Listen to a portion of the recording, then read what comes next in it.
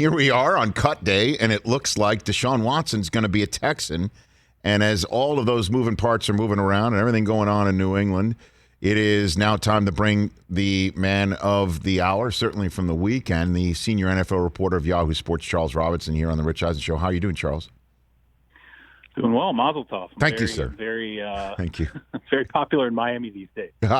Well, so what's going on? Let's start with the present here, and you can, whatever you want to sprinkle in from what you heard over the weekend and leading up to that, into what is going on with Deshaun Watson, the Dolphins and Texans, as we're currently conversing on this Tuesday. Yeah, well, I can tell you right now, the Houston Texans are going to have to relent on pick protections when it comes to Deshaun Watson. And, I understand Dolphins fans want to look at this situation and say, well, look, we're going into the season with Tua, which is significant. And the Houston Texans are going to go into the season, at least at this point, this is the plan to go into the season with Deshaun Watson on the 53-man roster. But the reality is, why we're sitting here talking about that is simply because the Houston Texans are refusing to look at an exchange of draft picks for Deshaun Watson and give protections away. And it's something that caused, I think, the Carolina Panthers for a period of time to say there's too much risk there, and if we cannot mitigate the risk, we have to clap our hands and walk away from the table. I think it kept the Philadelphia Eagles at an arm's length for a while and really kept them from engaging more deeply into a Deshaun Watson pursuit than they ever did. And also for the Denver Broncos, who I think genuinely were and would probably still be interested in Deshaun Watson if the Houston Texans were willing to say, look, we don't have to have everything. We don't have to have our price and then on top of it also have pick protections as well. Now, the Dolphins, and I'll just say it, Brian Flores. Brian Flores really respects the football talent, and I'm going to say again, the football talent of course, of Deshaun Watson. Okay, you have to separate, for a moment when you're talking about potential deal, you have to separate how he's viewed from a football perspective, versus how he's viewed in terms of the civil litigation and the criminal investigations that are underway. From a football perspective, Brian Flores looks at Deshaun Watson as a top 5 quarterback, a player who will push to be, a first or second team All-Pro player every single year at the position for the next 10 years. Everything that he was cracked up to be, that everyone celebrated prior to March, prior to everything coming out from the civil and criminal end of his life right now. But that said, there is the other half of the equation, and that is the reticence that teams experience, even if they like him, even if they're still at the table willing to entertain trading for him. It's being protected for what happens after that trade occurs. And if the Texans are going to sit here, which is what is occurring right now, the Texans are going to sit here and continue to say we're not giving up pick protections, and we're going to continue to push for this full price, which once again, 3 first-round picks, 2 second-round picks, that is what they consider a full-price offer. It's going to be hard to consummate a deal, but the idea that just because the season's starting, that this is wrapped, it's a wrap, and Miami's out for good. Again, Brian Flores had the opportunity, and I can't underscore this enough. Very smart guy. My report came out on Friday. He had a whole day to think about it, knowing the questions were coming. Had the opportunity to go, we have our starting quarterback. Not going to take these questions anymore. We're done. We're moving forward. We're not trading for any starting quarterback, so let's just get off this, and that's it. We're finished.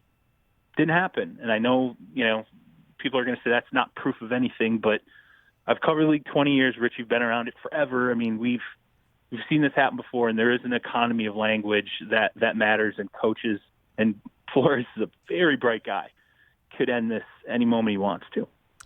Well, you just laid a lot out there, Charles. So let me just get right into it then. Sure. Totally makes sense that the Texans want Watson gone. Totally makes sense that Watson still wants out. Totally makes sense that Watson wants to control where he wants to go. Totally makes sense that the Texans are like, yeah, we're not going to give you any protection. This is Deshaun Watson. And totally makes sense that the Dolphins would want protection because of what's going on and what they don't know. And let's be honest, I'll say it, A lot in South Florida where individuals could be called massage therapists. I mean, so there's a lot of risk and moving parts in everything right here.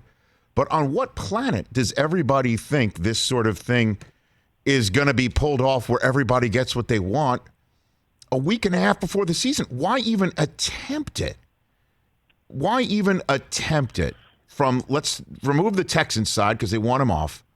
Right. Why would the Dolphins even attempt it? Why would they even attempt it, Charles? I can't sit here and defend the thought process of why. Look, I've written in the past, I've written multiple times since March that essentially we're in a radioactive situation with a player where from a risk standpoint, from a public relations standpoint, from if you even want to go there and, look, again, innocent until proven guilty. He's being looked at by everyone right now. Okay. So it's not like it's just one body and, this is a situation where someone could do a sloppy investigation and nothing happens. This is the FBI. This is the Harris County Prosecutor's Office, Houston Police Departments, the NFL, which will eventually conclude their investigation after the criminal side wraps up. There's a morality risk here too, depending on how you feel about the allegations and what your level of belief is and what bears out once all these investigations are completed. I can't answer to why you would want to even entertain that element of risk. Now that said, I can't speak to the personal relationship maybe in the past or the connections between Brian Flores and people around Deshaun Watson, what he knows about the kid personally. When I went through my training camp tour, went through Philadelphia, went through Carolina, went through Denver, a multitude of other teams. They all know I live in Houston. They all ask about Deshaun Watson, like what's going on there. And the first question I'd ask them is, did you have an inkling of this? Like when she's coming out of Clemson, you do all your work, like anything? No, nothing. I've heard everyone. It's why it's so surprising, Charles, it's so surprising to everybody that this has happened. But I guess the reason why I'm saying even attempt it, knowing that, I guess you might get Nick Caserio on a day where maybe you didn't get any rest the night before. And, yeah, I'll give you Deshaun Watson, and he'll wind up a 3, after a 6-game suspension, and then you get him for the next 8 years, or, it just makes no sense on every level. And the reason why I'm asking it on this case is Charles Robinson, Yahoo Sports here. Do they not like Tua? And no, it has nothing to do with Tua. That has nothing to do with it. It's Deshaun Watson, but it's not Deshaun Watson. It's Deshaun Watson and all of that baggage and all of the question marks that come around with him. All things being equal, there's no conversation. Of course, you go get Deshaun Watson. But all things being equal, Deshaun Watson wasn't going to be available, under the circumstances of January through March, once March hit and everything that came out. So what do you hear about Tua? Because I didn't even hear that Tua would be going back to Houston in a trade. No, you would. Right. Yeah, I don't. From my discussions with my sources in Houston, Tua would not be included in part of that deal. That they weren't interested in Tua. They weren't interested in Jalen Hurts. When those Sam Darnold, all these different things. So. Wow.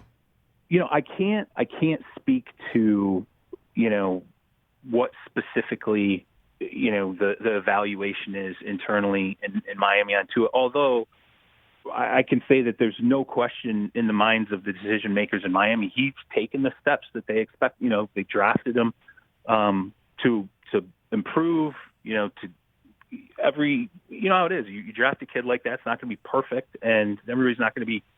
Justin Herbert walk in and light the league on fire. Even Peyton Manning threw 28 interceptions his rookie season. Right. You're going to want to see the positive steps. Does he continue to make the same mistakes over and over? Does he have the right mentality in the meeting room? Is he the leader we thought he was? Is he tough? Is he gritty? You talk to Mac Jones, and all I heard leading in that draft was, that extra bit of, chippiness and leadership, and Mac Jones talking trash with Nick Saban when he's running the scout team and things like that. So, there's this whole other side of the mental element of a quarterback and how he fits inside your culture that you have to evaluate as well. Well, the Dolphins have to make that decision about Tua. Now, that said, it looks like he has done up until this point everything that they would ask. But I will say this too. This is something I've said before, but I'll reiterate it. When the season started last year, most Rams fans wouldn't have believed that Jared Goff wouldn't be a Ram, come the middle of the offseason. I think 49ers fans had questions about Jimmy Garoppolo, but, I don't think there was any clarity that, hey, they're going to draft a kid with the third pick and Jimmy's days are going to be numbered. Carson Wentz, there was no thought process at the beginning of last season that Carson Wentz wasn't going to, work back into what they thought he could be, that MVP level player years ago, all these things. Things change and evaluations change. And I think, if anything, if Sean McVay's shown us anything, if Kyle Shanahan's shown us anything, David Tepper pulling the plug on Teddy so quickly, Teddy Bridgewater has shown us anything. There's a mentality in the NFL right now amongst some aggressive decision makers that, do I feel like this is a quarterback I can win a Super Bowl with? And if it's either a question mark or a no, what are we doing here? And I think from a talent standpoint, again, if Brian Flores is looking at Deshaun Watson saying it's a yes, it's definitely a yes, am I going to have an opportunity, to go out and get a kid like this again? And, oh, by the way, he has an extension that as these other quarterback deals roll in, it's looking better every single year. And it's going to look a lot better when Justin Herbert signs his extension and the era of, quarterback salaries are rolling into. So there are other things to measure, and it doesn't necessarily mean Tua is a bad player, but have we forgotten what our opinion was of Deshaun Watson in January, in February? I'm sorry. We have. So just to repeat, Texans, in your estimation, have not in any of these trades, that with Carolina knocking on the door and the Eagles knocking on the door and anybody else, uninterested in taking the other team's quarterback back in the trade. Not at all. Just want draft picks. I've been told no, that it's a no, that they want to move forward. They draft a quarterback in the third round. Yeah. Davis Mills. That's what it is. Or they use all these the capital that they're getting from other teams to go, make sure they get Spencer Rattler or whatever the hell they want. Like that's their potential mindset in Houston. I think part of it's the evaluation of other quarterbacks too. How did they feel about these other quarterbacks? I mean, it's that plays into it as well. And they're also in the midst of, as you said, whatever the compensation would be. Let's say it's 3 first-round picks and 2 second-round picks. That's compensation to reposition yourself in the draft if you see the quarterback you like. As we saw this last offseason, quarterbacks now migrate in the NFL. Quarterbacks that we wouldn't expect. And, maybe Nick Caserio is sitting here, and again, this particular point I'm about to make is speculation. Maybe Nick Caserio says, I can build out a strong roster, and who knows, Aaron Rodgers, it looks like Aaron Rodgers may be someone that could enter the trade market, come the off season, depending on what happens in Green Bay with a setup there. The Saints have a starting quarterback in Jameis Winston that, you can resolve your quarterback situation without necessarily having to, include a guy in the deal now. And I know it would make sense to me. And I thought all along it would make sense, particularly once Miami surfaced in January, February. Tua would be a part of a package to come back. But that has not been what I've been told when I've had conversations with people inside Houston, that no, it would be picks. We want a package of picks. And if it's picks and players, I think they would be looking for like starting caliber defensive players on top of picks. So last one for you on this, Charles Robinson. So if the Texans are sitting here saying no protection on picks, and every team saying we want protection on picks, is there any clarity maybe behind the scenes where the Dolphins, knowing this sort of stuff could get out, and they don't mind having a tire kick on Deshaun Watson with Tua getting set to start the season, and everybody else with Carolina and Sam Darnold, and Philadelphia having with Jalen Hurts, that they don't mind potentially, obviously they do deep down, but knowing that it's worth taking the risk. Is there any clarity on Deshaun Watson's criminal, civil liability investigation situation at all that we might not know, that you're hearing about, Charles? Well, in terms of the one bit of clarity I can say is that I do think, and Deshaun Watson's attorney, Rusty Hardin, has said this publicly a few times, that the NFL's investigation is sort of in limbo because there's an element of when the NFL, when Lisa Friel and the NFL, they do these investigations, there's always sort of what I refer to as a grand finale interview. And the way that usually happens is they collect every bit of evidence or, interviews, whatever information they think is germane to their investigation. And then at the end, they come in and they do the final sort of pivotal interview with the player. And that has not happened with Deshaun Watson. And from what Rusty Hardin has indicated at least twice publicly, the reason why the NFL has not done that and what they have indicated to him is that, they don't want to step on the fact that there's, parallel criminal investigations that are going on. They don't want to step into someone else's world and somehow taint, by sharing information or asking certain questions, the investigation that's going on criminally. So they're in limbo. They're essentially waiting for those to wrap up. The grand jury investigation, the subpoenas have gone out. It's in the process of gathering information. We don't know whether or not because of every grand jury rotates in Texas every 90 days. So we're not told sort of where the current grand jury is in terms of that 90 days. If they're on the 85th day, right, chances are information is not going to be presented to this grand jury on the 85th day. They'll wait until the next rotation starts. So he may not even really, in terms of the investigation, what a grand jury hears about this, it might not even start for a period of 2 days, 2 weeks, a month and a half. I mean, there's no clarity, and they don't tell. It's all sealed. None of this is public. And to me, the FBI, both lawyers involved, said we don't know what the FBI is doing. They've asked questions.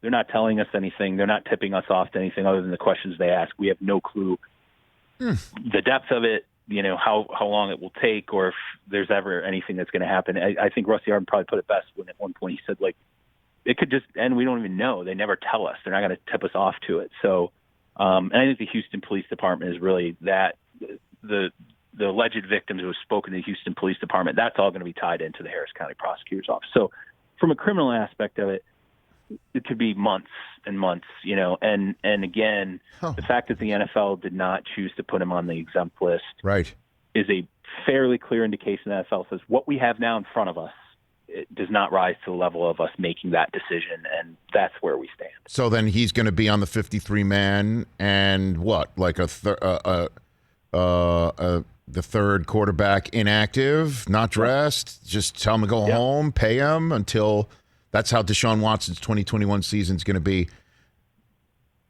played out. Yeah, I mean, that's what we've seen in the preseason, which is he's going to be a member of the team. He's on the roster, but he's separate from the roster. He's not going to be someone who's going to be active on game days. And, they'll carry him. Now here's something that's important. You could drum up, say, an injury. He's had, trainers work on him. He sat out practice a few times. What he has said is a lower body injury. The Texans, to be frank here, don't fully believe that's true. They feel like he's sort of said some of these things to keep himself off the field and away from the cameras. But if you leaned into that, you could say, we're putting him on injured reserve. He's got a calf pull. He's got whatever soft tissue injury. So he goes on injured reserve 3 weeks into being on injured reserve. Then basically you can resume the potential of trading him. Keeping him on the 53-man roster past 4:00 today means you continue to have the avenue to trade him at any moment, any minute between now and, the trade deadline. So keeping him on the 53-man roster there's a tactical element that makes sense here. If there is a chance he could be traded 3 days from now, 2 weeks from now, but doing the injured reserve route, that's going to put him, in limbo for at least a 3-week period where you're not going to be able to deal him. All right, and then I keep having questions. This will be my last one because I was going to ask you about other stuff in the NFL. So what was the Dolphins' plan? Get him in, have protection in terms of the draft choices, and then start him like week one. Show up in New England with all these questions and stick him out there in front of the media and the possibility of everything that's going on with him dropping in their lap in the middle of the season. It's Jacoby Brissett time, like literally, and then they'll just weather all those storms. And then eventually, in 2022, 2023, no one will remember how crazy 2021 was, and they've got Deshaun Watson at a highly affordable rate. That's literally what their plan was?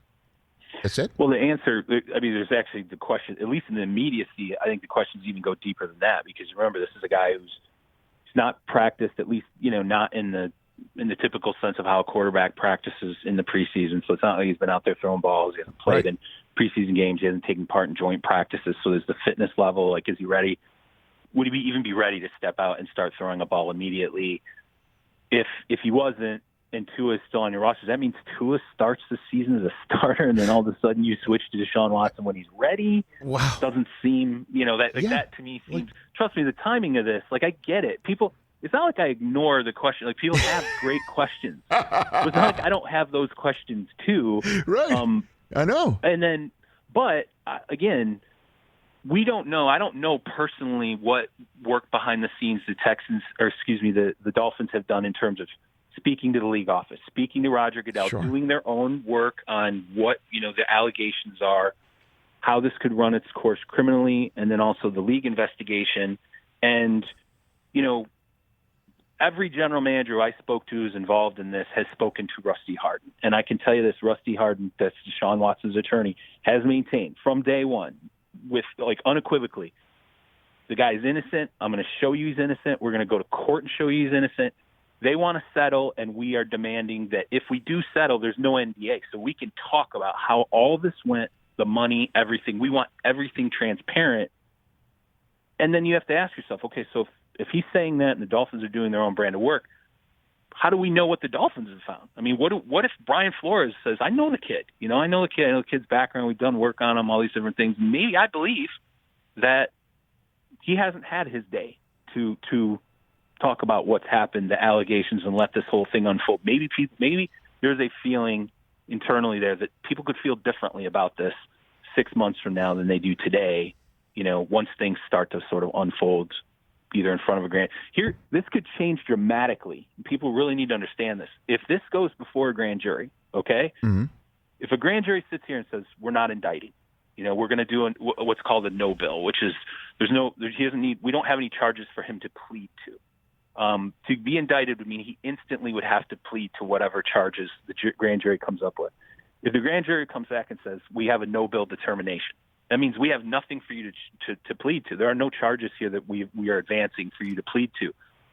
At that point, that changes significantly because now you have a grand jury that has sat, weighed the evidence, heard, if they chose to, heard interviews from the alleged victims in this situation and said, we got nothing for you. That is a significant, a titanic moment in the legal process, and I think it would very much change the narrative for NFL teams when it comes to the reticence to take a look at him in terms of a trade. Charles, thanks for the call. I got a jet. I had too many questions, probably more than my radio clock would allow. Thanks for the call. We'll chat soon. Absolutely. Be safe. Hey, you watched all the way to the end. Thanks for that. Watch more right here.